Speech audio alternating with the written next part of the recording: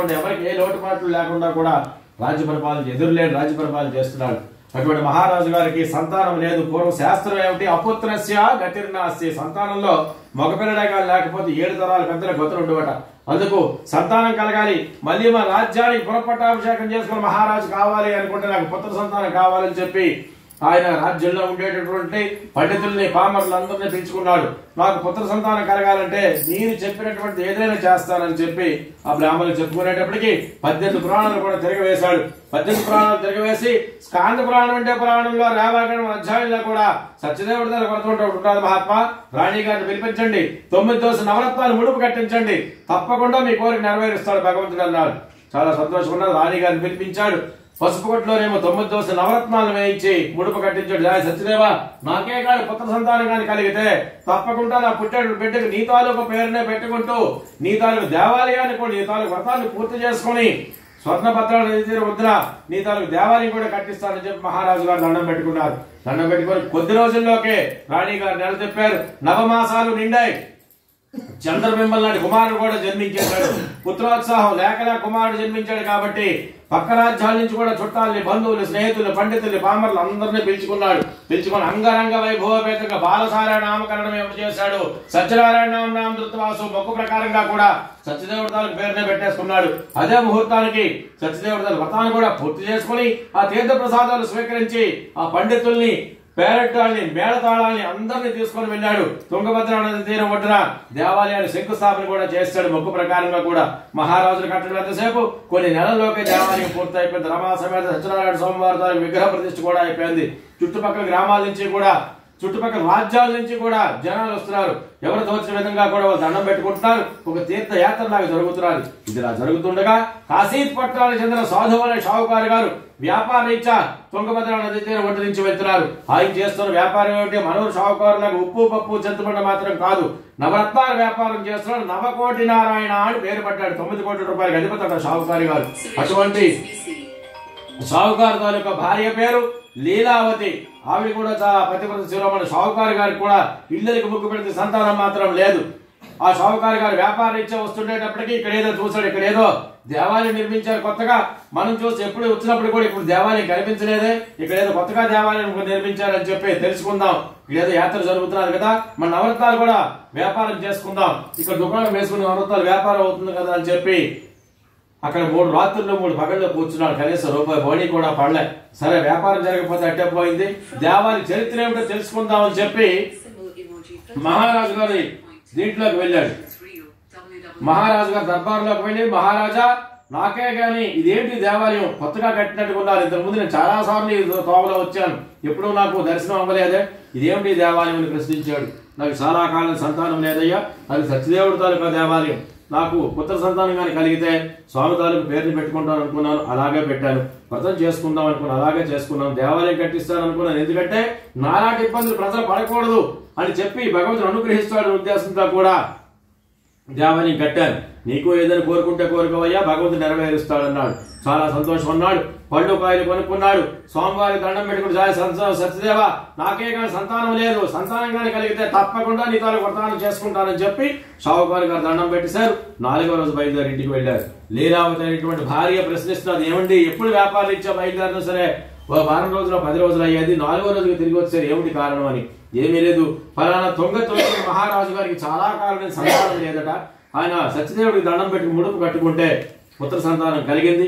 అందుకు ఆయన గుడి కూడా కట్టాడు. సుమా నేను కూడా దండం పెట్టుకున్నాను, మనకు కూడా సంతానం లేదు కదా, నువ్వు కూడా 3 దోస నవరత్నాలు తీసి ముడుపు పెట్టాను. చాలా సంతోషం ఉన్నది. గబగబా వెళ్ళింది. ధనాగారంలోకి వెళ్లి 3 దోస నవరత్నాలు తీసుకుని ముడుపు కొడుతున్నారు పసుపు గుట్లో. షావుకారు గారు ప్రశ్నిస్తున్నాడు, ఏమే సంతానం దండం పెట్టుకుంటున్నావు, ఆడపిల్ల కావాలని కోరుకుంటున్నావా, మగపిల్లలు కావాలని కోరుకుంటున్నావా అని ప్రశ్నించాడు. ఏమండి మొట్టమొదటిగా సంతానంలో ఆడపిల్ల కానీ జన్మిస్తే మహాలక్ష్మి ఇంట్లో అడుగు పెట్టినట్టుగా. అందులోకి ఏంటంటే పూర్వ శాస్త్రం ఏమిటి, ఆడపిల్లకి బాల్య వివాహం చేసేవారు 8వ సంవత్సరంలో. ఆ బాల్య వివాహం అల్లుడికి వివాహంలో కాలుగడ కన్యాదానం చేస్తే కన్యాదానం కోటి యజ్ఞం ఫలం లభేదు. ఒక కన్యాదానం చేస్తే 1 కోటి యజ్ఞాల ఫలితం కూడా లభిస్తుంది కదా, అంటే ఆడపిల్ల కావాలని కోరుకున్నానండి అంటే స్త్రీ బుద్ధి ప్రళయాదిగా గోబుద్ధి విశేషక. ఆడవాళ్ళకి ఏది బుద్ధి ఉన్నది. ఆడపిల్ల గారికి పుట్టిందనుకో, వచ్చాడు అల్లుడు, మనం ఇచ్చిన కట్నం కాకుండా మనం సంపాదించింది పట్టుకుపోతాడు సుమా, మనకేం ఉండదు, ఇంకా కాబట్టి పుట్టి సచ్చిన పుత్రుడే మేలు, కొడుకే కావాలని దండం పెట్టుకోవాలని చెప్పాడు. భార్యకి ఆడపిల్ల కావాలని ఉన్నది, షావుకారు గారికి ఏమో మగపిల్లడు కావాలని ఉన్నది. భగవంతుడి మీద భారం వేసింది, భర్త వాడికి ఎదురు చెప్పలేక భార్య అయినటువంటి లీలావతి. కొద్దిసేపు అయ్యేటప్పటికి సత్యదేవుడి అనుగ్రహం వల్ల ఆవిడికి ఒక ఆలోచన తట్టింది. భర్తకు విన్నపించుకుంటున్నది, ఏమండి నేను ఒక ఆలోచన చెప్తాను, మీకు నచ్చితే అలా చేద్దాం, లేదంటే మగపిల్లడే కావాలని దండం పెట్టుకుందాం, మీ ఇష్టం అని. ఏమిటో చెప్పమన్నాడు. ఏమీ లేదండి, మొట్టమొదటిగా ఇంట్లో ఆడపిల్ల పుడితే మహాలక్ష్మి అడుగు పెట్టినట్టుగా. రెండోది ఏంటంటే 8వ సంవత్సరంలో వివాహం చేస్తాం కదా, ఆ ఫలితం కూడా మనకే వస్తుంది, కన్యాదానం చేసిన ఫలితం కూడా వస్తుంది. మూడోది ఏమిటంటే లేక లేక ఆడపిల్ల మనకి జన్మించింది కదా, ఆ వచ్చేటటువంటి అమ్మాయిని మనం వేరే ఇంటికి పంపించొద్దు, అల్లుడిని ಎಲ್ಲరికీ తెచ్చుకుందాం. వచ్చేట అల్లుడు ఎవడు కూడా రక్తహస్తాలు ఒట్టి చేతులతో రాడు కదా, ఆయాస్తి ఆయన సగం పట్టుకొని వస్తాడు కదా, ఆయాస్తి మన ఆస్తి 2 ఆస్తులు అవుతాయి కదా, మీ ఇద్దరు అల్లుడు మామూలు కూడా వ్యాపారం చేసి మన ఆస్తి రెట్టింపు అవుతుంది కదా అంటే ఎప్పుడే ఆస్తి ఐశ్వర్యం భార్య ఎప్పుడైతే చెప్పిందో సరే కానీ అన్నాడు. సత్యదేవుడి మీద ఇంకా నమ్మకం వచ్చింది లీలావతికి. 3 దోస నవరత్నాలు కూడా ముడుపు కట్టేసింది. ముడుపు కట్టేసి అప్పుడు కొద్ది రోజులు అయ్యేటప్పటికి లీలావతి ఏమో గర్భవతి అయ్యింది. నెల తప్పింది, 9 మాసాలు నిండాయి. పాఠం నుంచి పౌర్ణమి వరకు చంద్రుడు కళకాంతులతో ఎలాగైతే ఉంటాడో కళకాంతులతో కూడా ఆడపిల్ల కూడా జన్మించేసింది. రమణ గారు మళ్ళీ చేస్తాను, కార్యక్రమంలో ఉన్నాను. ఓకే, కళకాంతులతో ఎలాగైతే ఉంటాడో పౌర్ణమి చంద్రుడు అటువంటి కళకాంతులతో కూడా ఆడపిల్ల కూడా జన్మించేసింది. జన్మించగానే 11 రోజులు పూర్తయింది. రాజ్యంలో ఉండేటటువంటి చుట్టాలని బంధువుల్ని గ్రామంలో ఉండే అందరినీ కూడా పెంచుకున్నాడు. అంగరంగ వైభవపేతంగా కూడా కళకాంతులతో పుట్టింది కానీ కళావతి నామ్నాం ధృతవాసు పేరు కూడా పెట్టేసుకున్నాడు. పేరు పెట్టుకొని భార్య అయినటువంటి లీలావతి గుర్తు చేస్తున్నది, ఏమంటే పాప పుట్టక ముందు మనం దండం పెట్టుకున్నాం కదా, వ్రతం చేసేద్దాం, సాయంకాలం మొక్కు తీరిపోతుందంటే మళ్ళాటి వాళ్ళు చేయడం ఎంతసేపు కుబేరులవి, ఇవాళ కాబట్టి రేపైనా చేద్దాం అన్నాడు. వ్రతానికి వాయిదా వేస్తాడు. సత్యదేవుడు అనుకుంటున్నాడు కోటీశ్వరుడు కదా, ఏవో బోడి పర్వదినాలు ఉన్నాయి, ఎప్పుడైనా అప్పుడే చేసి వచ్చేమో అనుకున్నాడు. ఈయన కూడా చూస్తూనే ఉన్నాడు, పర్వదినాలన్నీ అయిపోతున్నాయి. పాపకేమో సంవత్సరంలో జరగవలసినటువంటి క్లేశగండను పుట్టుతులు చేయించాడు, కర్ణవేశం చెవులు కుట్టించేశాడు. అదే విధంగా కూడా అన్నప్రాసన కూడా చేశాడు.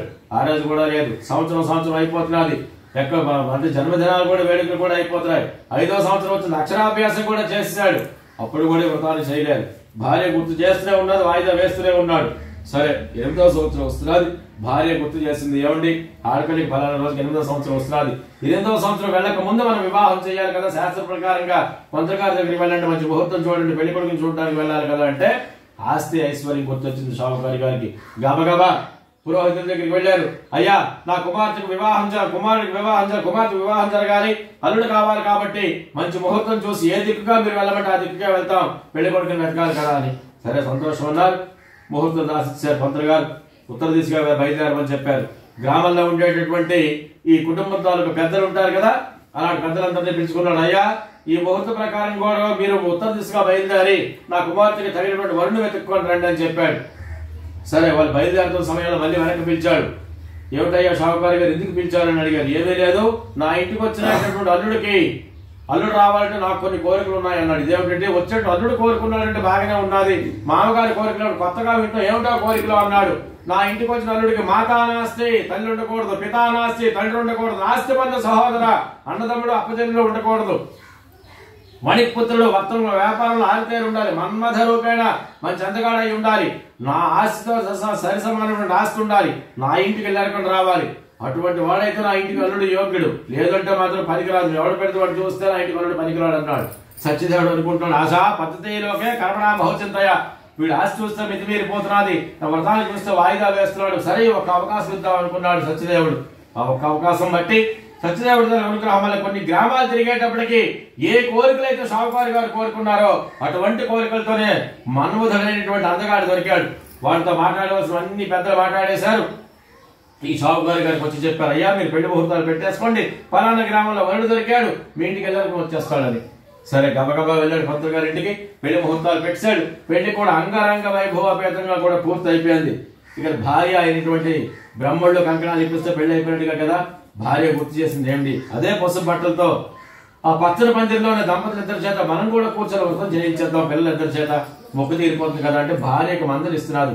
పాప కడుపులో మనకి ముందు నుంచి నాటి నుంచి నేటి వరకు ఎంత ఖర్చు అయింది అనుకుంటున్నావు, ఈ రోజు పెళ్లి చేసాం, ఆడపిల్లకి పెళ్లి చేయడం ఈ రోజులో ఎంత కష్టం అనుకుంటున్నావు, మళ్ళీ ఇప్పుడు వ్రతం అన్నావా, పంతులు గారి పెళ్లి కట్టడం వేరేగా వ్రతం కట్టడం వేరేగా ఇవ్వాలి. వాళ్ళ చుట్టాలందరూ వచ్చేస్తారు, వచ్చి కూర్చుండిపోతారు, భోజనాలు చేస్తారు, రూపాయి ఏమీ మనకు రాదు. పెళ్లికి వేశారు తప్ప వృధానికి మరేం వేయరు కదా, ఖర్చు ఎక్కువైపోతుంది. అలాంటి పనే వద్దు. అల్లుడు వచ్చాడు కదా, ఆస్తిని పట్టుకొని వచ్చాడు కదా, ఆ ఆస్తి మన ఆస్తి 2 ఆస్తులు అయ్యాయి కదా, అల్లుడు వాళ్ళిద్దరు కూడా వ్యాపారం చేస్తాం, అసలులోకి తీస్తాం, లాభంలోకి తీస్తాం, వడ్డీలోకి తీస్తాం, మిగిలిన దాంతో అర్థం చేస్తాం అన్నాడు. సత్యదేవుడి కోపం వచ్చింది. వీడి కళ్ళు 2 కూడా నెత్తి మీద గెలిపాయి. వీడికి శ్రీకృష్ణ జన్మస్థానం చూపిస్తే గాని నా తాలూకు బాధ అనేది వీడికి తెలియదు. సుమా భగవంతుడు అనేవాడు గుర్తురాడు, మొక్కు అనేది మాత్రం తెలియదు అన్న ఉద్దేశంతో ఏ కారణం లేకుండా కారాగ్రహబద్ధుడుగా అని శపించాడు సత్యదేవుడు. అంటే ఏ తప్పు చేయకుండా జైల్లో పడాలని. శ్రీకృష్ణ జన్మస్థానం ఎక్కడ? శ్రీకృష్ణుడు జైల్లోనే పుట్టాడు, అందుకు జైల్లో పడాలని చెప్పి కారాగ్రహబద్ధుడుగా అని శపించాడు. సరే, వివాహం అయిపోయింది. ఎక్కడికి వెళ్ళవలసిన చుట్టాలు, బంధువులు, స్నేహితులు అందరూ వెళ్ళిపోయారు. ఇక్కడ అల్లుడు మామూలు కూడా ఎదరా కూర్చున్నారు. కొద్ది రోజులు 2-3 రోజులు అయిపోయిన తర్వాత, ఏమయ్యా అల్లుడు గారు, నువ్వేదో ఆస్తి పట్టుకొని వచ్చావు కదా, కూర్చొని తింటాడు, కొండలని తరిగిపోతాయి సుమా, పద వ్యాపారానికి వెళ్తా ఉన్నాడు. అయ్యా మామగారు, నా జ్ఞానం వచ్చిన దగ్గర నుంచి నేను ఒక్కడనే వ్యాపారం చేసుకున్నాను. జాయింట్ వ్యాపారం ఇద్దరం కలిసి ఎప్పుడు వ్యాపారం చేయలేదు. అందులో వివాహం అయిన తర్వాత మొట్టమొదటిగా వ్యాపారంలోకి వెళ్ళడం కాబట్టి పంతులు గారి దగ్గరికి వెళ్ళి మంచి ముహూర్తం చూసుకొని బయలుదేరుతా ఉన్నాడు. పంతులు గారి దగ్గర కూడా పంచాంగం తీయించాము, 10 రూపాయలు ఇవ్వాలి. అటువంటిది ఏమీ వద్దు, మరి పుట్టికే షావుకారులు పుట్టిక, మన ఉత్తా వ్యాపారం పద అన్నాడు. మామగారు మాకు జమదాటలేక 2 బట్టలు వెనకాతలు వేసుకుని 2 ఓడల్లో కూడా అల్లుడు మామూలు ఇద్దరు కూడా ఈ నగలు, నాణ్యాలు, నవరత్నాలు అన్ని కూడా నింపుకొని స్వర్ణభద్ర తీరు బట్టి నుంచి కూడా వ్యాపారరీత్యా బయలుదేరి వెళ్తుండగా ఎక్కడైతే చంద్రకేతు మహారాజు గారితో కోట వచ్చిందో, కోట దగ్గరికి వెళ్ళేటప్పుడు చీకటి పడ్డాలి. చీకట్లో నీటిలో ప్రయాణం అంత మంచిది కాదు కాబట్టి ఆ ఓడనేమో ఒడ్డుకు తీసుకొని వచ్చారు, లంగరు వేసుకున్నారు. ఆ ఓడలో ఉండే నగలు, నాణ్యాలు, నవరత్నాలన్నీ కూడా 4 మూటలు కట్టుకున్నారు. ఇంటిని తెచ్చే పలహారాన్ని అయితే స్వీకరించేశారు. తలల కింద 4 మూటలు పెట్టుకొని విశ్రాంతి పొందుతున్నారు. అటువంటి సమయంలో సత్యదేవుడు చూశాడు, పట్టులో కోళ్ళగా దొరికిపోయారు 4 కూడా. దొంగలు, అల్లుడు మామలు, 2 భటులు కూడా. ఇదే సమయంలో వీళ్ళు జైల్లో పడేయాలనుకున్నాడు. 4 మాయి దొంగలు తయారు చేశాడు. చంద్రకేతు మహారాజు గారి కోటలో ప్రవేశపెట్టాడు. ఖజానాలో ఉండే డబ్బులు, నగలు, నాణ్యాలు అన్ని కూడా దోపించాడు. కోటలో నుంచి బయటకు వస్తున్న సమయంలో ఆ భటులు కోట కాపలా ఉండే భటులు చూశారు. అయ్యో, మన ఖజానా దొంగతనం జరిగినట్టు ఉన్నది, దొంగలు పట్టుకుందామని చెప్పి పరిగెడుతున్నారు. వాళ్ళు వెనకాతల మాయి దొంగలు కాబట్టి వాయువు కంటే ప్రవేశం స్పీడ్ గా కూడా పరిగెడుతున్నారు. మాయి దొంగలు కాబట్టి గాలి కంటే ఎక్కువగా పరిగెడుతున్నారట. ఎంత దూరం పరిగెట్టినా ఎక్కడ దొరకలేదు. ఎక్కడైతే అల్లుడు మామూలు ఇద్దరు కూడా పడుకున్నారో ఈ 4 మూటలు తీసుకొచ్చి 4 తలాల దగ్గర పడేశారు. అంతర్ధానం అయిపోయింది. మాయి దొంగలు భటులు వచ్చారు, గబగబా ఈ మూటలు విప్పారు. మన ఖజానాలు, డబ్బులు, నగలే అనుకున్నారు. జుత్తు పట్టుకుని మీదకి లేవనెత్తారు. ఎవరా పగలల్లా వ్యాపారం చేయడం, రాత్రి రాజుకోటలు కొట్టడం మీ తాలూకు ధర్మం, పదం రాజుగారి దగ్గరికి అన్నాడు. రాజుగారి దగ్గరికి వెళ్ళి 4 మీదకి లేవనెత్తారు. నాయుడు, వ్రతం చేయిస్తున్నాను మురళి వాళ్ళ ఇంట్లో, ఏం వెళుతావా? సరే అయితే ఉంటాను. సరేనన్న, సరే ఇక్కడే ఉన్నారు, సరేనా? షావుకారు గారు చెప్తున్నారు, నేను దొంగలం కాదు సుమా, నేను ఫలానా గ్రామానికి చెందిన సాధువు అనే షావుకారుని, వీళ్ళు నా అల్లుడు, వీళ్ళు నా భటులు, నేను నవరత్నాల వ్యాపారం చేస్తున్నాను, నేను నవకోట నారాయణ అని పేరు పడ్డాను, 9 కోట్ల రూపాయలకి అధిపతిని. ఎన్ని చెప్పినా సరే సత్యదేవుడు తనకు భ్రష్టుడు. అందుకు ఈ షావుకారు గారు చెప్పిన మాటలన్నీ కూడా గాలిలో కలిసిపోతున్నాయా తప్ప ఈ భటుల తాలూకు చెవులో పడ్డం లేదట. గబగబా రాజుగారి దగ్గర గీడ్చుకొని వెళ్ళారు 4 కూడా. ఈ 2 ఓడల ఆస్తి, వీళ్ళ ఆస్తిని పట్టుకొని రాజుగారి నిద్దట్లోంచి లేవనెత్తారు. అయ్యా మహాత్మా, మన ఖజానా దొంగతనం జరిగింది, మన ఆస్తితో పాటు 4 దొంగలు, 2 ఓడల ఆస్తి దొరికింది, ఏమిటి చేయమంటారు అని అడిగాడు. అర్ధరాత్రి అప్పుడు తగు చెప్పడం రాజీలాంఛనం కాదు, ఈ ఆస్తి మన ఆస్తి కలిపి మన ఖజానాలో కలిపియండి, 4 తీసుకుని జైల్లో పడియండి అన్నాడు. జైల్లో పడేశాడు. రోజులు, వారాలు, నెలలు, సంవత్సరాలు గడిచిపోతున్నాయి. ఇక్కడ షావుకారు తాలూకు భార్య, కుమార్తె లీలావతి, కళావతి పరిస్థితి ఏమిటి? అప్పుల వాళ్ళు వచ్చారు, ఇల్లు భూములు కూడా దోచుకుని వెళ్ళిపోయారు. కనీసం తల దాచుకుంది ఇల్లు కూడా లేదు, తినడానికి తిండి కూడా లేకుండా ఇంత కుబేర్లు, భార్యలు కూడా. గ్రామంలో పశువుల సంవత్సరంలోనేమో తల దాచుకొని ఆయువరం చేసుకొని బతుకుతున్నారు. ఒక రోజు రాత్రి ఏమో షావుకారు గారి కుమార్తె అయినటువంటి కళావతి బ్రాహ్మణ వీధి మార్గం గుండా వెళ్ళి ఎవరింట్లోనే బట్టలు వెతుకలు దొరుకుతాయేమో అనే ఉద్దేశంతో ఒక పంతులు గారింట్లో సత్యదేవుడు తన వ్రతం అవుతున్నది. వ్రతమైనంత వరకు కూర్చున్నది.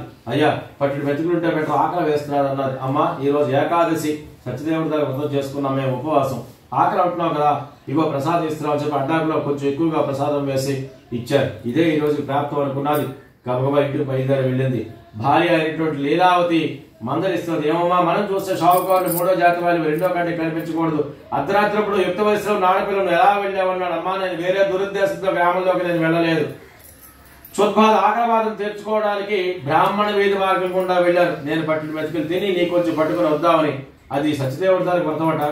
షావుకు బ్రాహ్మణులు చేసుకుంటున్నారు. ఇక వ్రతం కూడా ప్రసాదం అయింది, ప్రసాదం కూడా నాకు ఇచ్చారన్నాడు. సత్యదేవుడి దానికి వ్రతం ప్రసాదం ఎప్పుడైతే కుమార్తె చెప్పిందో తల్లి వంతుల కంపరం పడుతున్నదట. అప్పుడు చెప్పింది, అమ్మా మనకి దరిద్రం పట్టడానికి కారణం కేవలం నీ తండ్రే. నువ్వు కడుపులో పడక ముందు దండం పెట్టుకున్నావు. నాటి నుంచి నేటి వరకు కూడా మనం ఏ కోరికలు అయితే కోరుకున్నాం అన్ని కోరికలు కూడా సత్యదేవుడు అనుగ్రహించాడు. ఆయన మొక్కులు తీర్చలేదు. ఆపద మొక్కలు సంపద తొలగలు. ఆపద మొక్కుకొని ఆ మొక్కులు మనం తీర్చలేదు కాబట్టి సంపాదించుకున్న సంపదన భర్తలు కూడా హీనమైపోయారు. అందుకే మనం ఈ కారకులో అయ్యా ఉన్నది. ఎలాగైనా వ్రతం చేద్దాం ఉన్నది కుమార్తె. తినడానికి తిండి లేదు, ఉండడానికి ఇల్లు లేదు, ఆయువరం చేసుకుని మనం బతుకుతున్నామమ్మా. ఎలా చేస్తాం? ఈ ద్రవ్యం అన్ని ఎలా సంపాదించుకోండి, వచ్చే పంతులు గారికి ఏమిటి దక్షిణిస్తా ఉన్నది. మన కడుపుకి అన్నం ఎలాగైతే దండుకుంటున్నాం, సత్యదేవుడి దానికి పేరు చెప్పి జోగి దండుకుందాం. వచ్చేట ద్రవ్యంతోనే వ్రత సామగ్రి కొందాం. అందులో మిగిలితే పంతులు గారికి పోయి దక్షిణగా ఇద్దాం అన్నది. తల్లి కూతురు ఏకీభవించారు. ఆ రోజు అయితే రాత్రి అయితే కాలక్షేపం గడిపేశారు. ఉషకాలను ఉదయాన్నే లేచారు. నదీ తీరానికి వెళ్లారు. శుచిగా స్నానం చేసుకున్నారు. తడి బట్టతోనే సత్యదేవుడితో పేరు చెప్పుకొని గ్రామంలో ఇంటింటికి తిరిగారు. అయ్యా సత్యదేవుడితో వ్రతం చేసుకోవాలనుకుంటున్నాం, మీకు తోచింది ఇవ్వండి అని. బతికి చెడ్డారని కరికరంతో కొంతమంది, భగవంతుడి మీద భక్తితో కొంతమంది 5, 10, 150 సాయం చేశారు. కొంత ద్రవ్యం లభించింది. బజార్లోకి ఇక చాలు అనుకున్నారు. బజార్లోకి వెళ్లారు. సత్యదేవుడితో మొత్తం సామగ్రి అంతా కొనిపెట్టుకున్నారు. గ్రామంలో ఉండేటువంటి బ్రాహ్మణులు తీసుకొని వచ్చారు. పురోహితులు తీసుకొని వచ్చి మొత్తం వృత్తాంతం అంతా పూర్తి చేసుకున్నారు. సత్యదేవుడు అనుకుంటున్నాడు, అగనో పగనో ప్రాణభీతనో భర్తల మీద ఉండే మమకారంతోనో భగవంతుడి మీద ఉండే భక్తితోనో నాతో వ్రతాన్ని వీళ్ళు చేశారు కాబట్టి వీళ్ళు భర్తల్ని ఐశ్వర్యాన్ని వీళ్ళకి ఇచ్చేయాలనుకున్నాడు సత్యదేవుడు. అదే రోజు రాత్ర చంద్రకేతు మహారాజు గారి స్వప్నంలోకి వెళ్ళాడు. ఓ రాజా, నీ జైల్లో ఉండే నలుగురు కూడా దొంగలు కాదు సుమా. సత్యదేవుడి దానికి వ్రత భ్రష్టులు వ్రతం చేస్తానని వాళ్ళు మర్చిపోయారు. అందుకే నీ జైల్లో పడ్డారు. వాళ్ళు ఇక్కట్లో కారకులు అయ్యారు. కాబట్టి వాళ్ళు 2 వాడల ఆస్తి కూడా నీకు దొరికింది. వాళ్ళతో పాటు ఆ 2 వాడల ఆస్తిని ఇన్ని సంవత్సరాలు నువ్వు అనుభవించావు కదా. వాళ్ళకు కూడా లాభాన్ని ఇచ్చి 4 వాడల ఆస్తితో కానీ వాళ్ళు నువ్వు పంపించకపోతే నీ పుత్ర మిత్ర కళత్ర బంధుత్వాన్ని కూడా నాశనం చేస్తున్నా జరిపించాడు సత్యదేవుడు. జందరించుకొని లేచిపోయారు మహారాజు గారు. భటులు పిలిచారు. నలుగురిని కూడా జైల్లోంచి బయటికి తీసుకొని వచ్చి నలుగురికి శుచిగా స్నానం చేసి క్షురకర్మలు గడ్డాలు వేసాలు పెరిగిపోయి క్షురకర్మలు చేయించాడు. పట్టు వస్త్రాలు కట్టబెట్టాడు. పంచపక్ష పరవణాలతో కూడా భోజనాలు పెట్టి 2 వాడల ఆస్తితో వాడు వస్తే 4 వాడల ఆస్తి వాడికి ఇచ్చి సాగలిపాడట. 2 అక్షరం వేసి మిగతా పట్టుకోండి. స్కాంద ప్రాణేరేవాకండే సత్యనారాయణ స్వామికలాయాం తృతయోధ్యాయ సమాప్తః చతుర్థోధ్యాయ ప్రారంభః.